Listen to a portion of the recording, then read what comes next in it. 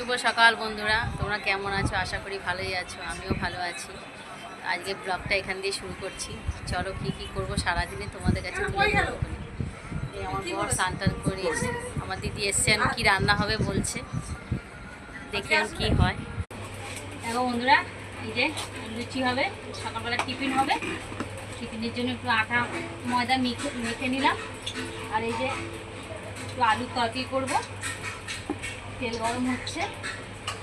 এই সকালবেলা এখন টিফিন করব, তারপর রান্না যখন করব তোমাদেরকে দেখো, আমার সাথেই থাকবে কিন্তু। এই যে বন্ধুরা, গরম গরম লুচি হয়ে গেছে, সবার টিফিন করাও হয়ে গেছে। এবার পরে এখন রান্না বাকি আছে, যখন রান্না বাকি থাকবে করবো যখন তোমাদের সাথে দেখাবো। আমার সাথেই থাকবে, চলে যাবে না কিন্তু। মাংসটা এবার ধুয়ে নেবো।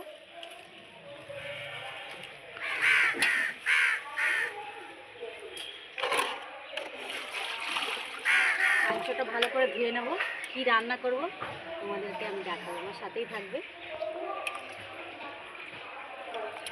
কেটে দেবো। এই যে কী বানাবো ভাবছিলাম বন্ধুরা, এই যে বিরিয়ানি হবে, চাল দিয়ে ভিজিয়ে রাখবো।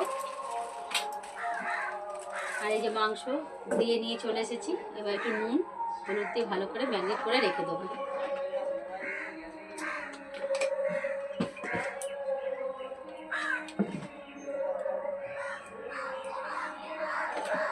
একটু তেল দেবো,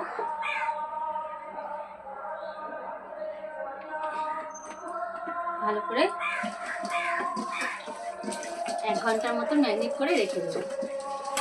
পুরো সম্পূর্ণ যখন বিরিয়ানিটা হয়ে যাবে আমাদেরকে দেখাবো। এই যে বন্ধুরা, মাংসের জন্য ফোড়ন দেওয়া হয়ে গেছে, পেঁয়াজ লঙ্কা জিরে এলাচ দারচিনি সব দেওয়া হয়ে গেছে। একটু ভাজা ভাজা হলে তারপর মাংসটা ছাড়বে। আমার দিদি রান্না করছে।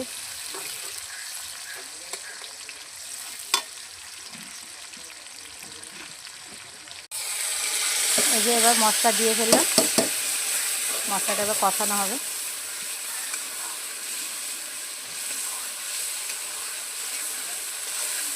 মশলাটা কষানো হয়ে গেলে তারপর এবার মাংসটা দেব। মশলা মোটামুটি সব কিছু দেওয়া হয়ে গেছে, মশলাটা কষানো হচ্ছে, তারপর এবার মাংসটা দেওয়া হবে। এই যে বন্ধুরা, এবার মাংসটা দিয়ে দিয়েছে, মাংসটা এবার কষাতে হবে। মাংসটা কষলে হয়ে যাবে। বন্ধুরা একটা কথা বলি, আমাদের আজকে বিরিয়ানি হওয়ার কথা ছিল, কিন্তু এখানে পুজো আছে আমাদের সামনে, ওই জন্য বিরিয়ানিটা করা হলো না। রাইস আর মাংসই হবে, রাইসটা দেখাতে